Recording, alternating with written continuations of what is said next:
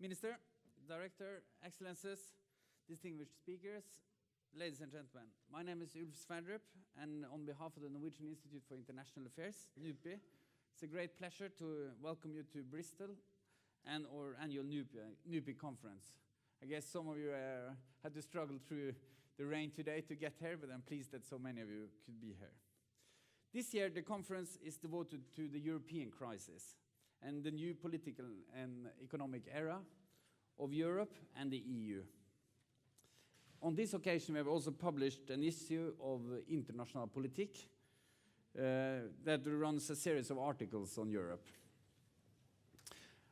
I believe that the topic today could not be more fitting. The European integration project, as we have come to know it, it is in the midst of its probably deepest crisis. The stakes are high. The future of the euro and potentially the whole integration process and the vision of a pan-European cooperation are being challenged.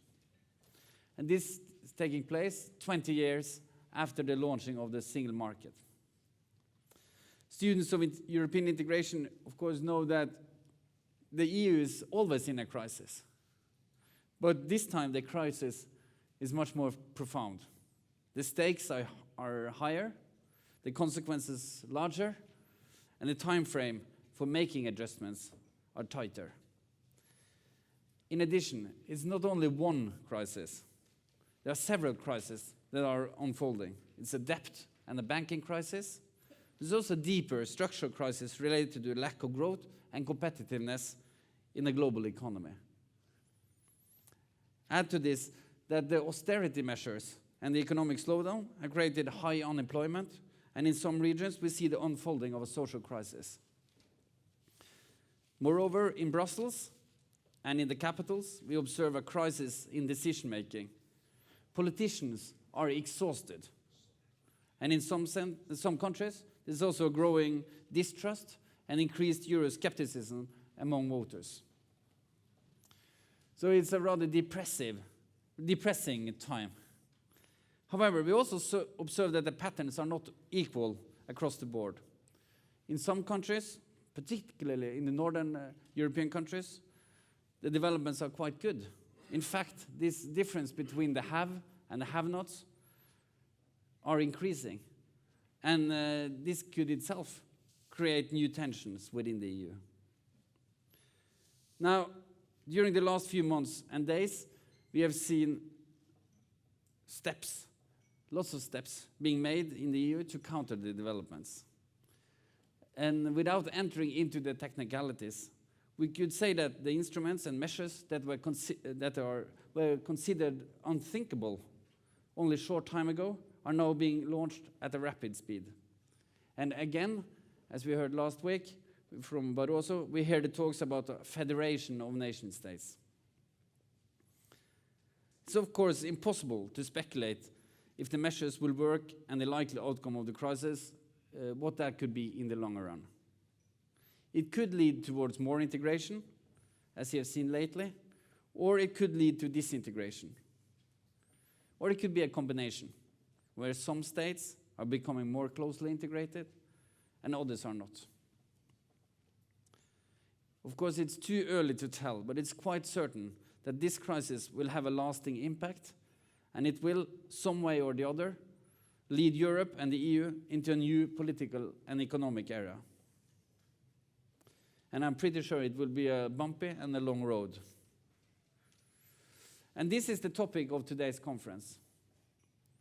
Today's conference, we will hear presentations and discussions on how the European crisis can be interpreted, how this crisis is likely to change different elements of European integration process.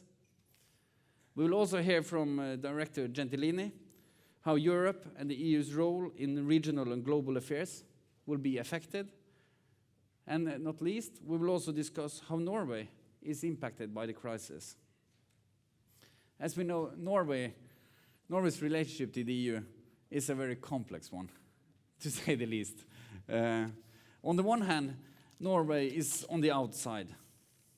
The petro-driven Norwegian economy and our macroeconomic policy framework has so far protected Norway from the crisis.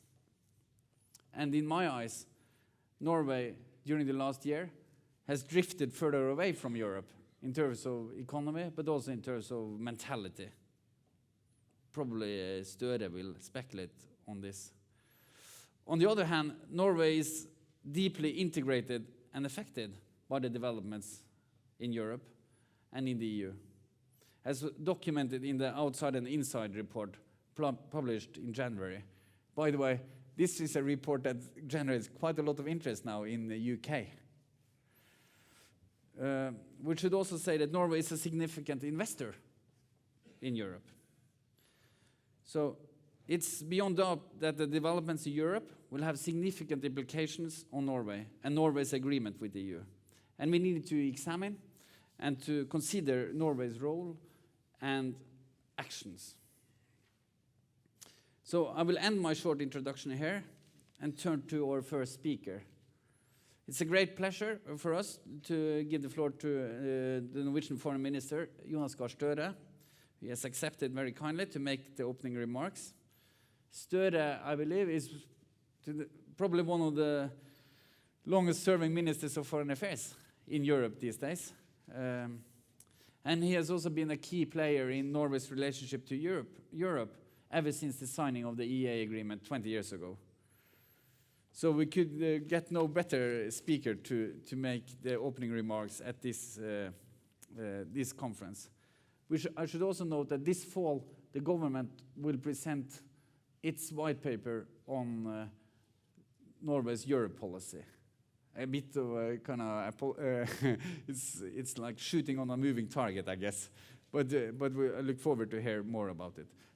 I should also say that Støre will have to leave at around 10:30, but he has accepted to take some questions after his remarks. So please, Mr. Foreign Minister, the floor is yours.